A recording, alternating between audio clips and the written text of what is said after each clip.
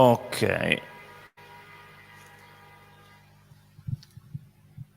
Allora, benvenuti a quest'ultimo appuntamento propedeutico un po' all'installazione che faremo dal 14 ottobre, che è il viaggio nello spazio della consapevolezza nell'universo della consapevolezza. E la traduzione, lost in translation, la traduzione va sempre un po' come il telefono, da qua ideata da Ryper Todd, che poi vedremo, ne parleremo magari il 14 di inaugurazione, a cui vi invito. 14 di inaugurazione, sempre qua in stazione Rogers.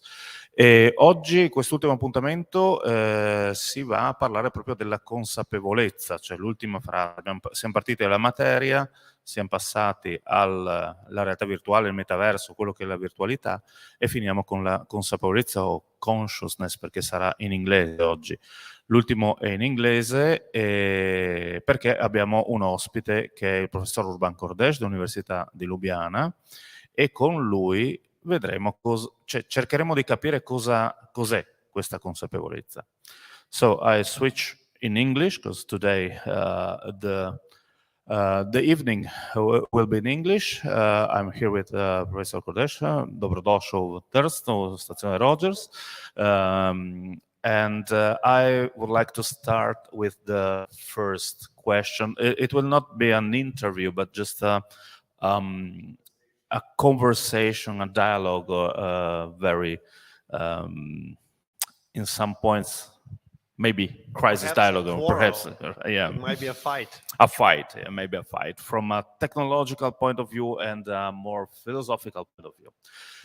Let's start with the first. It's not a question, but we need to understand what is consciousness. Thank you. Hvala. Grazie. I'm sorry for not speaking Italian. It's probably a deficit for me, especially because I live very close to this place. I can see Trieste from my balcony, so I should probably start learning Italian, but well, there we are. So what is consciousness? First, I would like to say something. I was introduced in this, on your webpage and in this brochure, I was introduced as a philosopher. I do have a PhD in philosophy, but I don't feel as a philosopher. I am a professor of cognitive science and of empirical phenomenology. So what it means, I try to research consciousness as it is, empirically. I don't think about it, I don't philosophize too much about it. I try to research it. And how I got there, in my previous life, I was physicist and computer programmer, and I started by programming neural networks. And I wanted to make this software conscious. That was my first idea. And then I realized after 10 years of struggles and being very unhappy and not wanting to accept what it was became quite obvious to me, I realized that I don't know what I'm talking about. You know, everybody in artificial intelligence field said, oh yes, intelligence, consciousness, blah, blah, blah, singularity. It seemed so clear.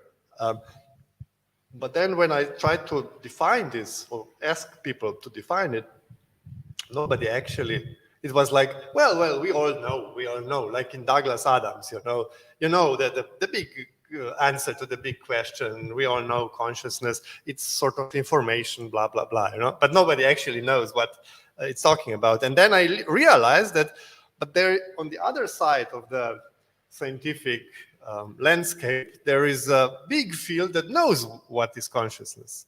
Just it's not talking to computer people and to physicists. That was a problem.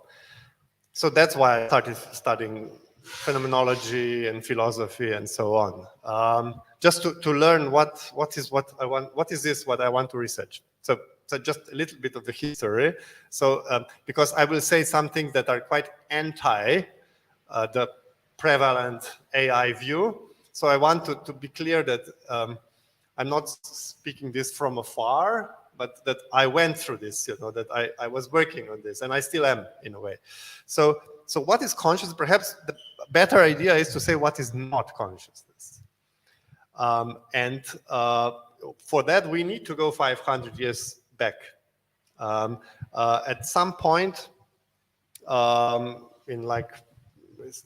so far from here, the science started. Galileo was one of the big guys, and he and then some others was very clear. He realized what we need to do, how we need to separate our personal realities in order to do physics, to do what we know now as physics, to study nature. And what we need to do is, he called this primary qualities and secondary qualities. We need to separate the world as we see it to primary qualities and secondary qualities. Primary qualities, as he said, is, for example, the length of or the width of this table, the volume of this glass. Primary qualities, as I can describe the shape of this Stazione Rogers. Well, some people can describe it. I probably can't. Secondary qualities are, I like this place. I don't like this place. I feel cold. I feel warm. I feel this glass is nicely designed. These are secondary qualities. And Galileo said, well, if we just get rid of secondary qualities, because everybody has its own experience and we cannot research this, then what remains we can really agree on and we can research. And that's how the physics got its most important drive. So what physics research is by definition, as it started, what natural research do is studying everything but consciousness, everything but experience. And I will use experience and consciousness as a synonym. I'll explain this later. But so if you look at the nature, you look at something that has no consciousness. No, I don't mean that there is no consciousness in nature, but I just say you won't see consciousness because by definition, you are looking the way that you put the consciousness away. This is the primary quality. And that's why the problem trying to find consciousness with a naturalistic approach in physics, in computer science, whatever, it will always fail because there will be no consciousness there. For example, I'm partly a neuroscientist, so when we look at the activity of the brain, there's no consciousness there. We see some activity, we see parts of the brain do this, parts are activated when, I don't know, limbic system is activated when I am more emotional, blah, blah, blah. But I know that I'm more emotional, not because I can see this on my computer screen or whatever. Or psychologists study behavior. You can guess about the state of your consciousness from behavior, but you can't see it. I can see Rai being like that. I can see some being bored or whatever. But most of what I can see is just physical nature doing something. So there is no consciousness there. And the world, let's say that consciousness disappears one moment. Nothing would change. Or you couldn't tell. Everything people would still look like they look now. The world would be exactly the same. So you cannot define consciousness by studying it with a natural science. But still, it's so easy to get to consciousness. Why? Because all I have is consciousness. But to see this, you have to do something that Husserl, who I'm mostly quoting Husserl, by the way, now, who called this epoche. He said, we have to bracket this natural attitude. So we have to say, instead of saying, oh, there are people sitting, this is a table, this is a microphone, I feel microphone. I see some shapes there. I can feel something. I think something. So I have to do this turn. This is called phenomenological turn. And notice that everything is consciousness. Everything that I have access to. And one last thing, when I say everything, I mean everything that is, well, now a strong word, that is epistemologically reachable. So I'm not saying that this is like the big ultimate foundation of the world, consciousness. I just say that I have no way to know whatever else there is. I can speculate. I think my personal belief is that there is some material world out there, but that's just my guess, because it makes my life a bit easier, you know. But this is a guess, and but there is one thing that I cannot doubt it, that I'm conscious, that I have experience, and the parts of experience is this room and these thoughts that are going on my feeling of self and so on. So consciousness is something that is not in nature, but is everything I epistemologically, so in a way of getting knowledge, have. So this is conscious. This is one thing. And just another thing, what is not conscious, it's not information. Because I know we will get to this kind of stuff. It's not information. How can I know that it's not information? Meditate. We have a lot of reports of people meditating and getting into states of zero shape, zero form, no self. They are still conscious. Actually, they would say, I'm much more conscious than before. So there is no form, nothing to describe, nothing to describe the information for.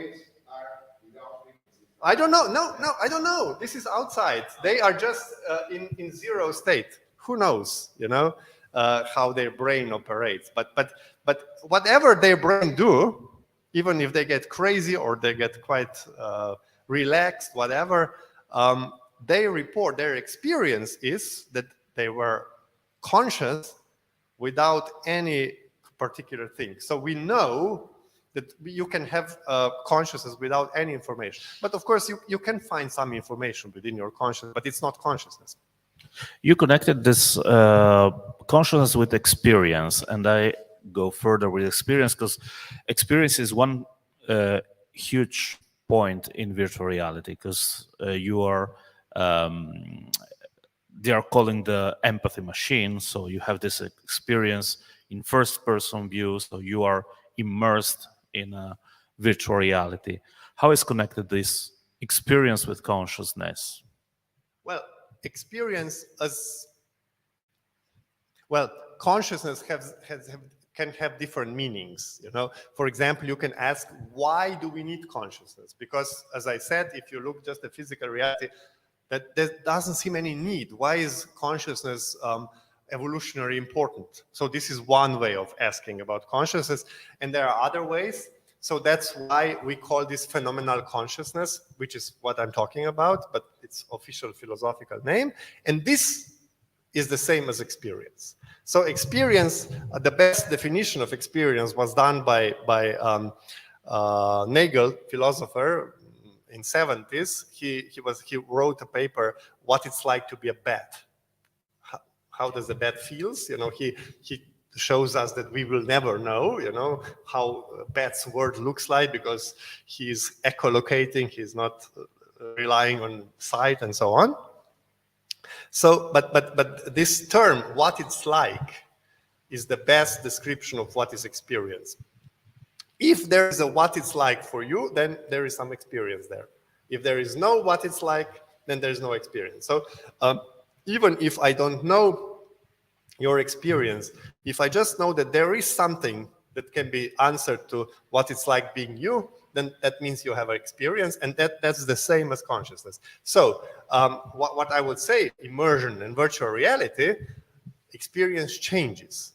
Experience was there before you put the set on, not just the vision, but the whole set on, and experience goes on. As long as you are conscious, you are experiencing. This is the same thing, but it changes. And I think what you are talking about in virtual reality, when you're talking about immersion, is this experience the experience of the world that you want to paint in your computer simulation?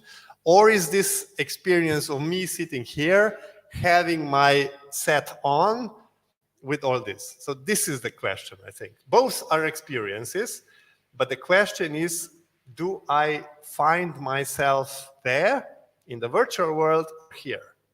So what is this experience about? This is the question, I think. I have the awareness or consciousness to be in virtual reality or not. Yeah, I wouldn't say awareness, but believe. Believe. Yes, can I tell a story? A short story. It's a true story. Once I was talking to my friend psychologist in some cafe in Ljubljana, and he just became a Buddhist. And he was studying Buddhist texts, and he was telling to me, you know, Buddhists, they believe that there is no reality, that it's all illusion, it's all Maya. And I said, this is bullshit. What illusion? You'll see, this is a table. Obviously, it's not, it's reality. And he said, no, and he was explaining me. And I said, like this. And I said, look, this is reality. And people started watching me. And the next moment, I wake up. And I wake up in my bed, in here, very close to Trieste. It's 8 o'clock. My alarm clock is screaming, and it's quite cold, and so on. So my question is, what remained the same 1 minute before 8 and 1 minute after 8? What remained the same? Obviously, my reality was completely, what I believed is reality was completely different. Before 1 minute before 8, I believed that I am sitting on a sunny day in Ljubljana. 1 minute later, I believe that I am lying in my bed and trying to wake up. So, but something remained the same. What remained the same? That's the question. Huh? No, the story is completely different.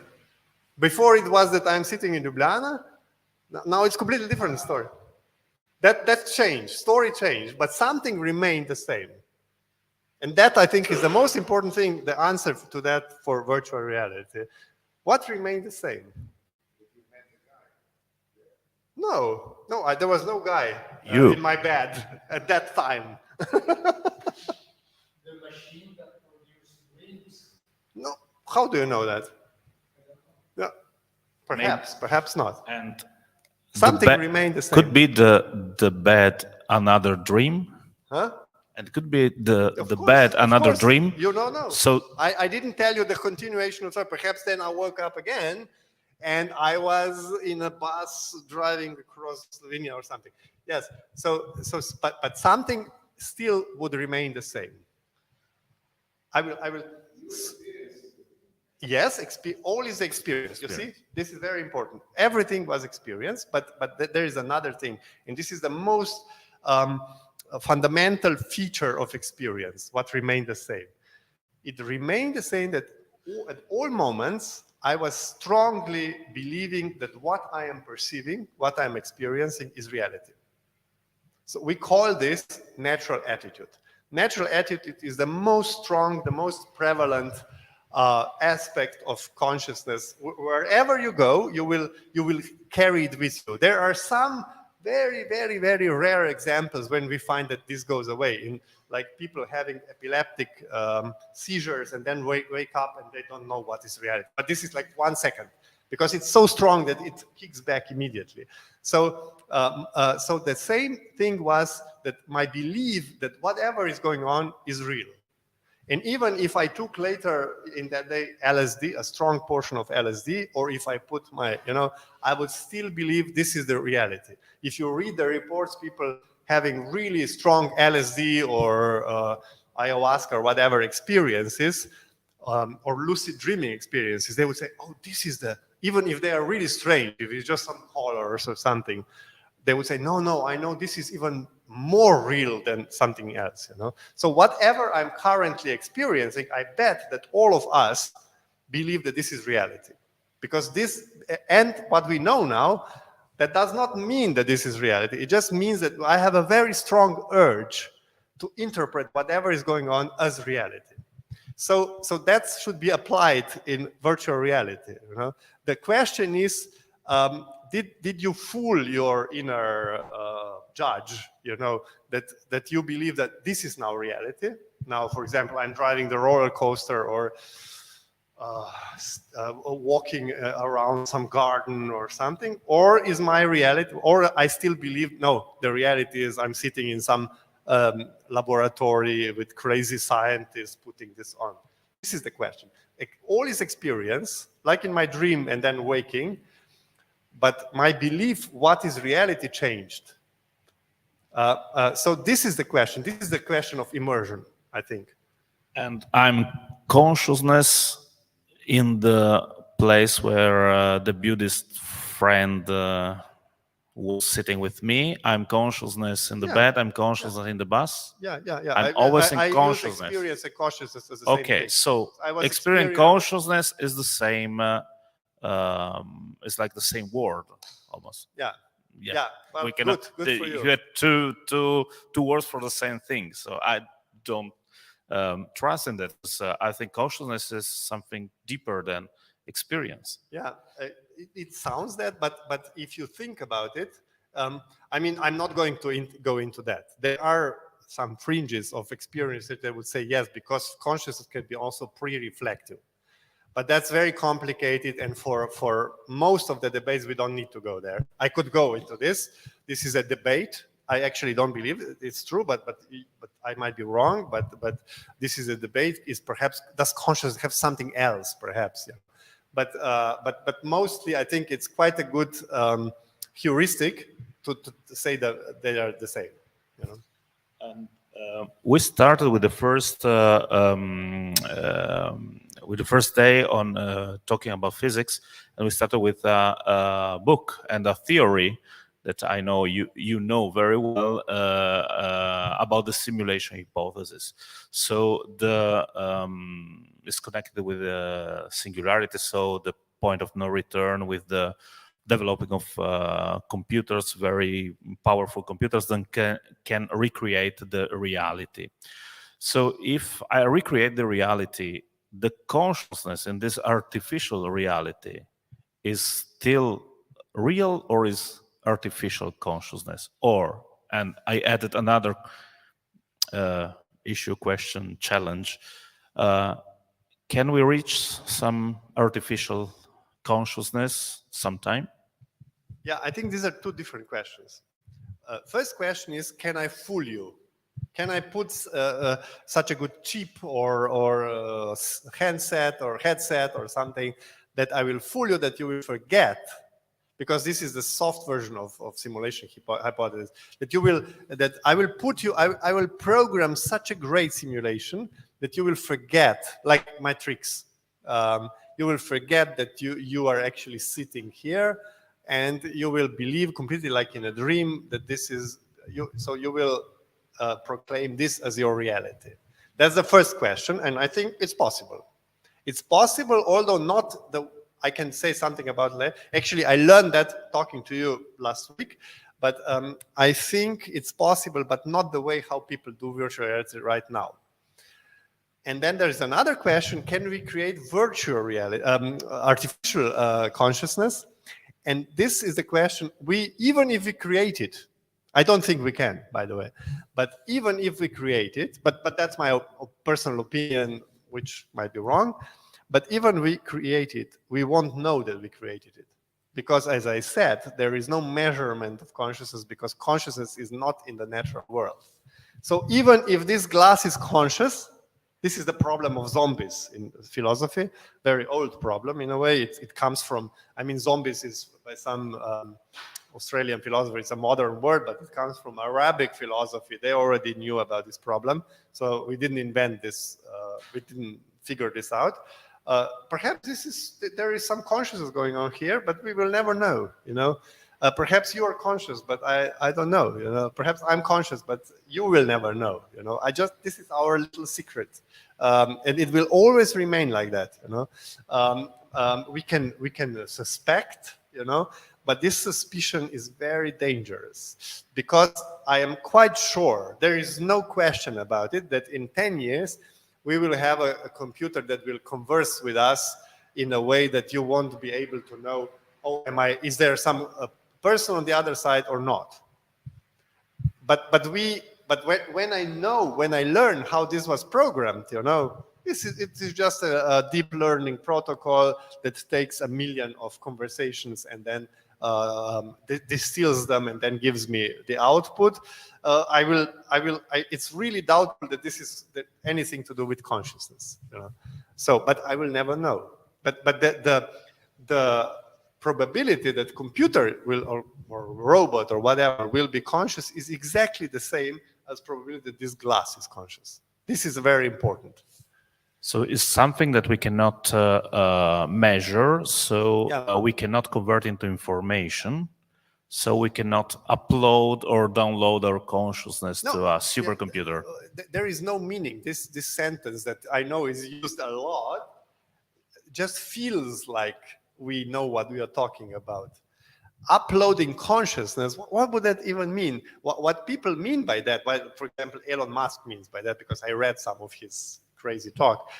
What he means by that is that we will upload the contents of consciousness. So that would mean that 1 minute before 8, I would upload me seeing my friend on the other side of the table, quarreling with him.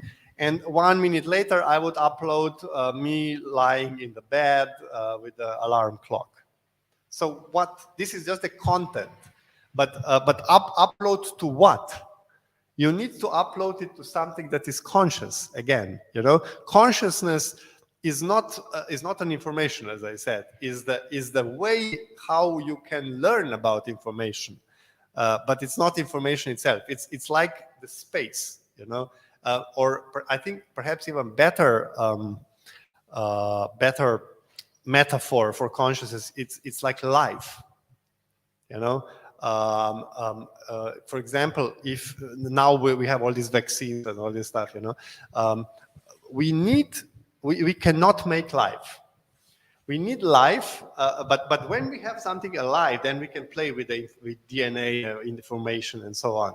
But we need alive stuff, and we cannot create it. Why not? Because life is very complex. It's self-referential, and you cannot create self-referential stuff. And the similar stuff with consciousness. Consciousness is there. It's a space.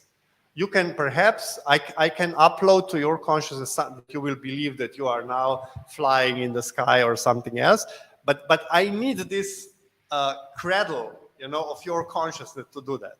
So you see, consciousness is this place where I can upload some information, but consciousness itself cannot be uploaded or downloaded or whatever. So that's the problem with all these sci-fi movies where my consciousness goes to some chip. That has no meaning. Like an altered carbon that you can upload or download your consciousness, like an USB key, and then just okay, my dreams. I give you my dreams. Well, that might be. I don't think that's in next 100 years coming, but it could be possible that you could give me your dreams. But you need my consciousness to put this information in. So that's one of the things Elon Musk wants to do. So you could open a sub window and see what you're experiencing. This has a lot of problems, but this is not impossible. It's not theoretically impossible. This is at least, it's really so far away that you cannot imagine, but it's not impossible. But you need my consciousness. You didn't upload your consciousness. You just uploaded some information about how you are experiencing, and I will, with my consciousness now, observe this information. Who knows what I will see, but you didn't upload your consciousness. You just uploaded some information about what you are perceiving. You just said that consciousness is like a space, like a universe, as told before, Rai. And how we can explore this space? Or can we explore the space? Question. That's a really great question. I think this is the most important question. First, when I started my research career, I thought we have to model this. And then in 15 years of a lot of suffering as a programmer, and letting go my beliefs, I said, no, but first we have to know what we are modeling. We need to understand it. How can we understand consciousness? And it's so easy in a way, because my laboratory is constantly with me. I have it here constantly. Just the problem is, and this is a big problem, the solution is not technological. This is the problem. And people say, oh, then it's not scientific, you know. If it's not technological, it's not scientific. But solution is not technological. Solution is to observe my consciousness. Because I have it here, and when you start observing it, you learn that you don't know nothing about your consciousness. There is like, this is the least known area we have. You know, we know much more about physics of supernovas or black holes than we know about our own consciousness. But it's so easy to explore. Just the way how you do it, it doesn't need any technology. It just needs to sit down and learn how to see. And then, for example, if I ask you, can you sense yourself, your feeling of self? Most of the people can't. Although we constantly say I, so there must be some self, we call it ipseity, the minimal feeling of self. It's there, you can experience it, but we don't know where to look because it's just there. It seems to be there, but where? How do I? It's there. I can promise you if you really. And another question is, where is my natural attitude? If you remember, my natural attitude is this drive that drives me to explain everything that I perceive as reality. You know, where is it? I can see it. It's possible to see it, and then you can play with it. You know, so you can play with it. You can, if you're really good, you can fool yourself intentionally that you are somewhere else, and some people can do it. So you can explore experience, but the problem for us that are so scientific, we equate scientific with technological, you know, and in this case, that's not true. So it's matter of senses. So it's always matter of senses. It's matter of self-inquiry, you know. Sometimes it was called introspection, but introspection is not a good word because introspection means that consciousness is just inside. No, consciousness is everything. I'm conscious of you, I'm conscious of this screen behind us, I'm conscious of the air, and so on. It's not just my feelings, you know, it's everything, you know. So we call it reflection. Reflection is a phenomenological word for what we do, and then you can train in it, you can get better data, and so on, and you don't need any machine for this, you know. We do have some machines, but because it's interesting to see what the parallels between brain activity and consciousness, but that's another story. It's not measurable, so our consciousness cannot evolve. No. It's not measurable, but it's observable. You know, we are in the same way as biologists were 300 years ago. It was not measurable. DNA, they didn't know about the end. Darwin was, well, that was a little bit less than 300. In the 19th century, he was traveling around, and then he was describing the pieces, and you know, and then he tried to make sense out of all this data. This is where we are. Perhaps it will be measurable at some point. I'm not saying, but it won't be measurable with naturalistic methods. It will be measurable with some sort of reflection. But the reflection is something that you discriminate. So you close in a sort of idea, dream, or whatever you want to call it. But it's always something that's connected to your human being. Yes. So, and we are using language, we are using images, we are using art, we are using all this codex to decode our thinking, our consciousness also. Yeah. And you think that we will never find a way to decode? Yes, no, I don't think so. I think we don't have it. You know? Don't have it. But imagine one way how perhaps in some distant future we could measure consciousness. Let's object naturalistically. We would first need to explore it from inside. So I would need to observe my consciousness. But if I did it well enough, and this is like 200 years in future, the problem is that we mostly have this illusion that we know our consciousness, you know. And it's so easy to see why we don't know anything. I can show you 10 things that can be observed, but you never observe them, but they are there. you know. So, but when we learn how to observe and describe our consciousness in complete detail, then we can see the correlations with the brain, let's say, brain functions, you know. But not now, because now we don't know what we are observing. We just see some brain, and we think, oh, neuroscience is so advanced, you know. It's not so advanced. It's just picking the low-hanging fruits, you know. For example, if I move my finger, I know which part of brain will be activated. If I am angry, very angry, I can guess which part. If I feel disgust, I know approximately. But these are so not well defined. These are so low-hanging fruits, you know. In order to really understand consciousness, you need to go really much deeper. And then if we have this qualitative data, let's say what Darwin collected around the world in Galapagos and elsewhere, then perhaps we could say, oh, now I'm experiencing exactly this. Let's see what my brain does. And then in the next iteration, we could say, oh, your brain is doing this, so that means you're experiencing that. You know. So in some perhaps horrible future, we will be able to read your mind, you know, but not yet. No, we are not there at all. You know. So yeah. Okay.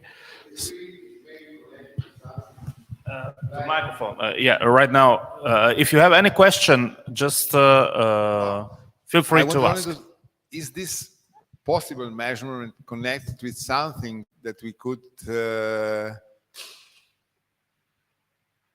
refer to a kind of intuition of character we are studying or observing, more than like reading the signals of the brain, something that we don't know now where to look? This is maybe the problem, you know? I don't understand the question. No, I think about a kind of measurement connected more to an intuitive way of understanding the character.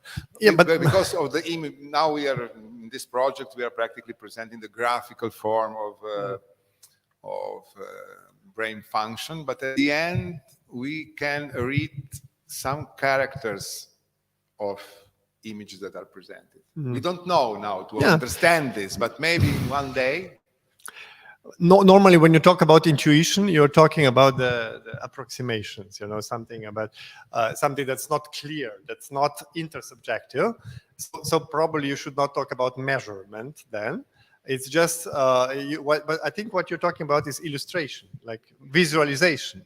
Yes, I think this is one of the ways what you do is very important, you know, to visualize some parameters, and then you can ask people, does that represent your experience or one part of your experience? And sometimes you can. We do that. Actually, there is quite a big growing number of research doing exactly this. They show people EEG and say this was your brain waves during this period of your experiencing. Does that mean anything to you? And sometimes people say, oh, yeah, or sometimes not, you know. But this is one way of trying to connect the brain activity with experience. And it's quite new, actually, and quite promising, I would say, quite funny in a way, you know. So but sometimes it's very close to astrology, I have to say, you know. Oh, this is your birth chart. Does that mean anything to you? Oh, yeah, it's sure, you know, sometimes it's very close. So, but it's funny, if nothing else. Fooling the person that is watching the image. Yeah, perhaps it tells more about the beliefs of the person, you know, because sometimes you show something to a person and say, this is your scan of something. So, oh yes, I can see it, you know, and then you say, oh no, that was actually the printer got broken and I do something. You know, so sometimes this is not a measurement, obviously. We can decipher the reflection of experience.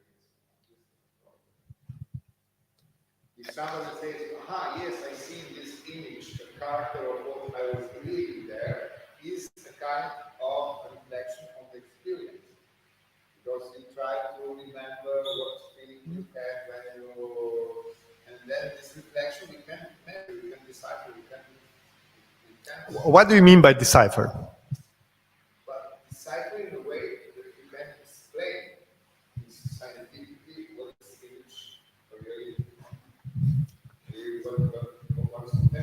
I mean, the question is, what is your goal? What do you want to do? That's the question, you know. If you want to learn, what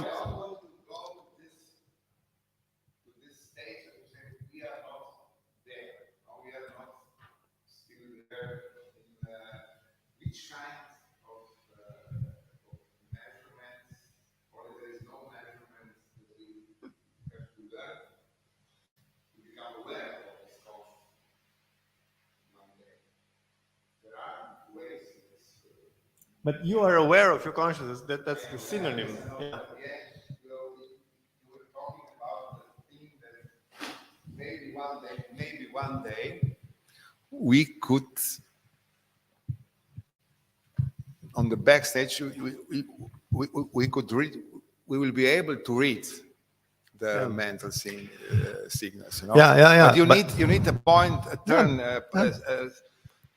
maybe, I don't know, intuitive light. I don't know what it will be. This point that could, I think all could kinds bring you of back, you know. representations are good and cool and interesting and promising.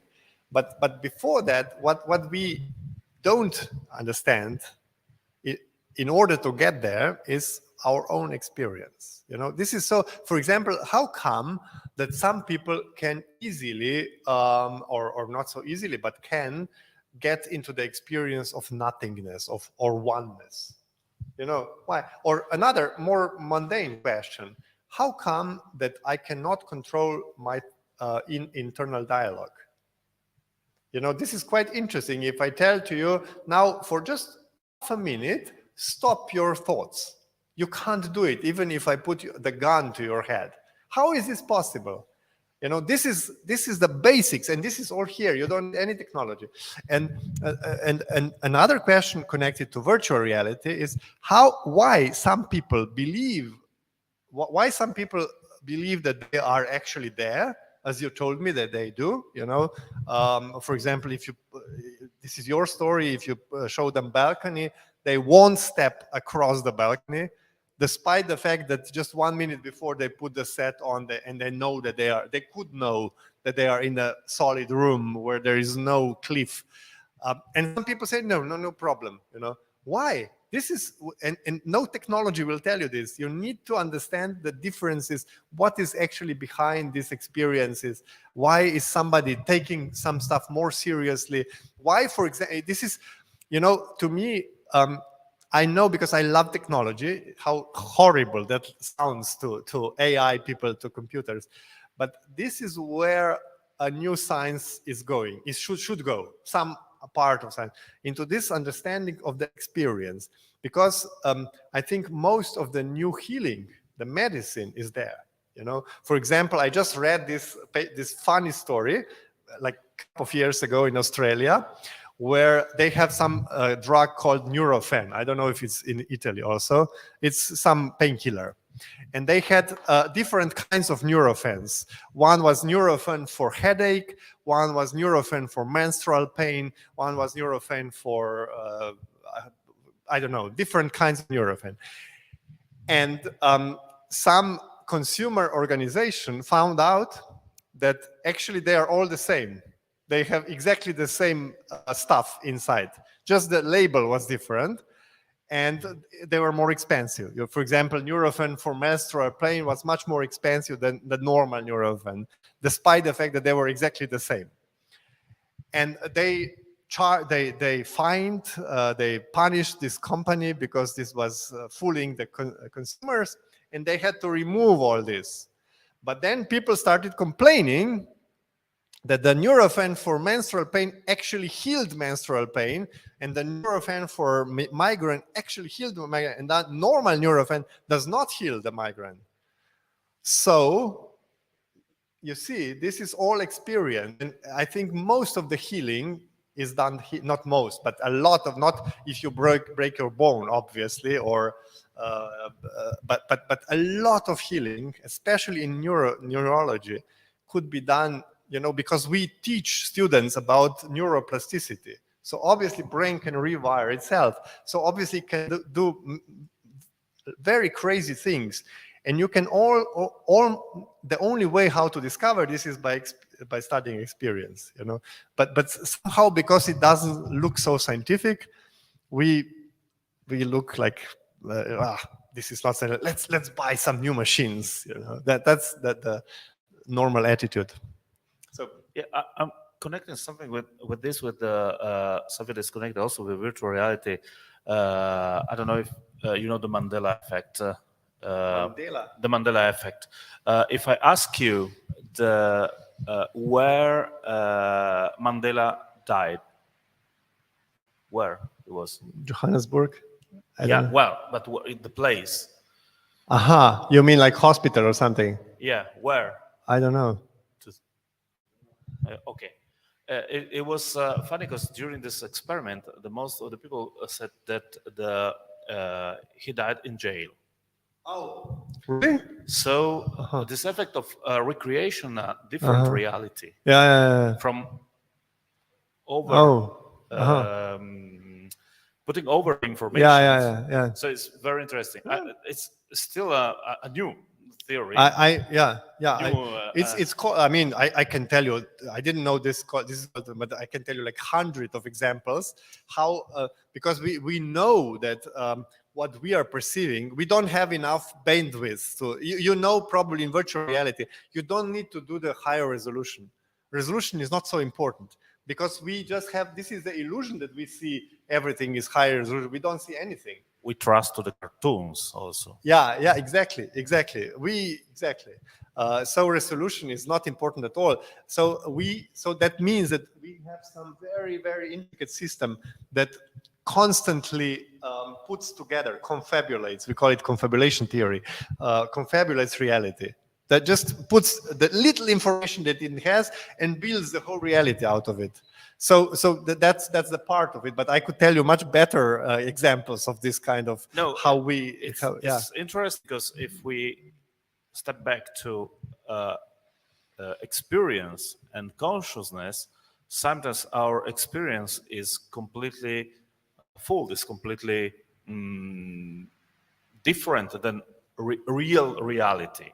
Because fooled by our senses. So the consciousness is connected to this recreation of reality or not? Yes, absolutely. But I wouldn't say we are fooled.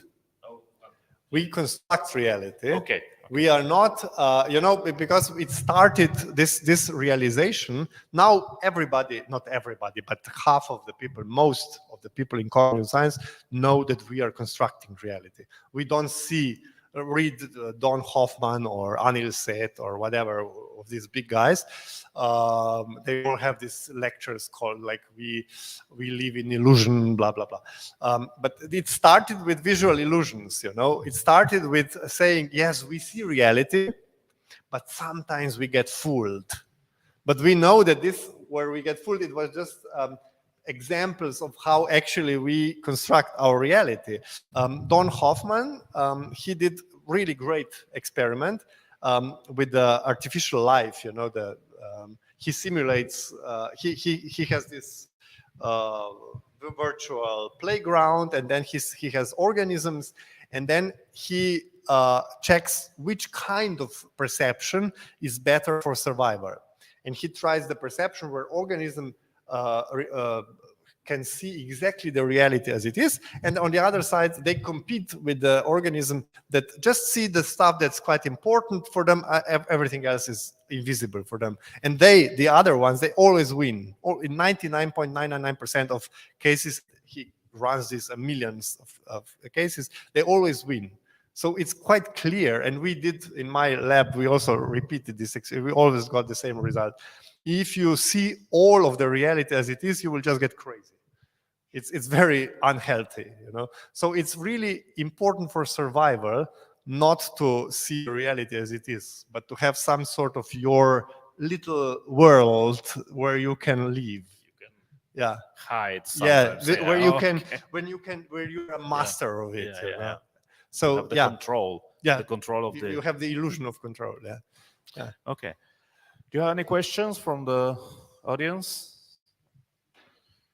Okay, we are 1 hour, so with Oh, it's over. Yes, Oh. over. And thank you for being here. Thank you for if some questions. No, from the web. No, right now not. Thank you to be here. This was the last appointment before the installation that will be on October the 14th. And thank you to Professor Thanks. Kordeš, to Laura and Gian and Stazione Rogers for having me here and to follow these strange ideas about virtual reality, consciousness, matter, and all this stuff. And see you on the 14th of October. Thank you.